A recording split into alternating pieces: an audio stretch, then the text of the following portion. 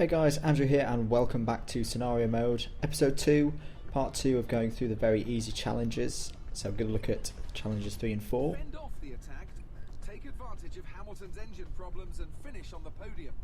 And we're going to kick off with this one round Montreal where we're in the Red Bull and we're going to try and gain 2 positions towards the end of this race. Worrying times at Mercedes and Ferrari as their respective drivers need to dial back their engines if they want to finish the race. Can Red Bull take advantage here and snatch a podium in these final few laps? So as the commentary's just said, we're in a bit of a performance advantage here with a high turned up engine, whilst the 2 cars ahead of us have got engine problems. We're in 5th position, we've got 3 laps and we've got to get up to 3rd.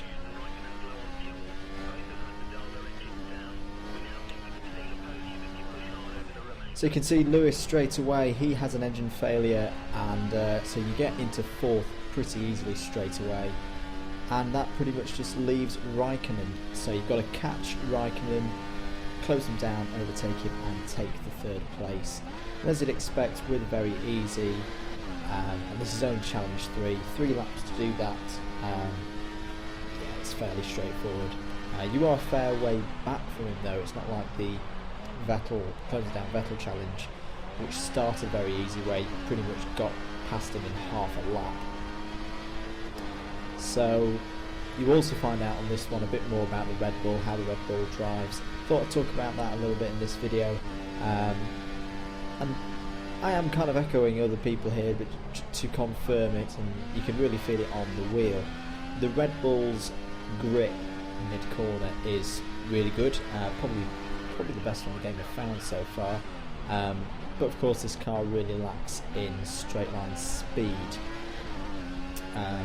which round this circuit in particular you can really tell Canada with its long straights, and as you can see it's taken us pretty much the full 2 laps of the 3 to close Raikkonen down. We've switched the engine up into a high fuel mix. But now we can see Kimi Raikkonen really struggling in his own open overtake. Good old dive down the inside, hold the car on the apex, and yeah, that's pretty simple. The AI not really putting any kind of fight up at all. Switch back down to lean mix 1. You may notice though down in the bottom right hand corner that the fuel indicator light isn't on yet. So normally on these games, when that fuel indicator comes on, that's to say you've got 2 laps of fuel remaining before your car runs out of fuel. So you have really got a decent amount of fuel to deal with. So if you wanted to go gallivanting down the road and try and get a really high score, which this one isn't, I'd recommend that you switch it up to Rich Mix 3, because there's a lot of time to be gained here. We're taking things pretty easy through the last chicane, not wanting to stuff it in the Wall of Champions, and that is pretty much it for Part 3. Very straightforward, as you'd expect. Storming into a podium finish when 4th and 3rd seemed impossibly far away, just a few laps before the checkered flag. And there we go, so we're going to move on to section 4, very easy. Comfortable in first, but a lapse in concentration has seen them go off track and allowed 2 cars to go past. The car clearly has the performance, but is it enough to take the win? And we're back in the Mercedes for the first time since the first challenge, and our first look at wet conditions and how the intermediate tyres handle. So basically we're in 3rd place. The cars had a spin off the track previous to us joining the gameplay, and the challenge is that we've got to chase down the 2 Red Bulls round their home circuit, if you will, in Austria, the Red Bull Ring, in these wet conditions. And once again we've got pretty much 3 laps to do it. So I thought I'd take you through this Austria track, as it could be new to quite a few people playing the game who maybe won't have played F1 games back in the day, so around 2000. What's great about this track is you can take some real liberties in where you brake, especially on the uphill sections. Brake really late, and in this challenge in particular, really take a lot of time out of the two Red Bulls as you close them in. As you can see already, we've already got them in our sights as we break downhill quite late.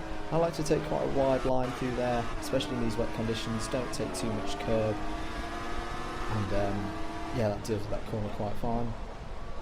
I find in this challenge that Ricciardo actually fights you a lot harder than Vettel does. So in a way, the real challenge in this scenario is how quickly can you get past Daniel Ricciardo. I don't know if it was just a particular couple of times that I did it. This is the second time I did it, because the first time's footage didn't quite work. I wasn't quite happy with it, so I did it again for you guys. And Daniel Ricciardo's car seems really good at defending, at least for this first lap and the first part of the second lap.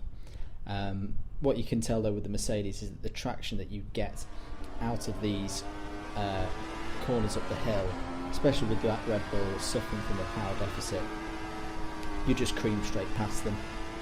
So there you go, we got past Ricciardo at the start of the second lap of the challenge. And yeah, it's pretty straightforward as you'd expect.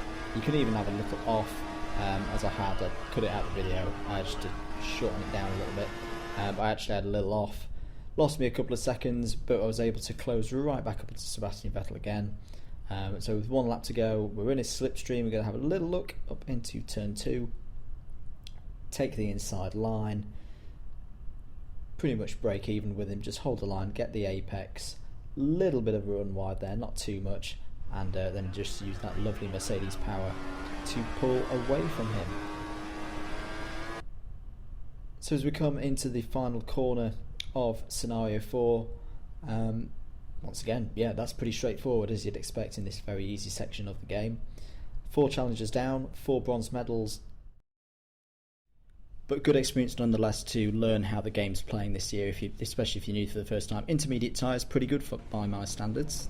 A lapse in concentration was almost very costly for the Mercedes driver and their team, but a brilliant recovery saw them take the top step of the podium. And we're going to leave things there for today, guys. Hope you've enjoyed the video. If you have, then please give it a like. If you haven't already and want to see more videos from me in the coming days and weeks, then why not click the subscribe button? You can do that either by clicking below or the annotation in the top right hand corner. On the screen is a link to my previous scenario mode video. If you haven't already, why not go check that out? That would be really well appreciated. Tune back into my channel later in the week for another F1 video, scenario mode, bit of F1 news. I've been Andrew the Blade, and I'll see you guys soon.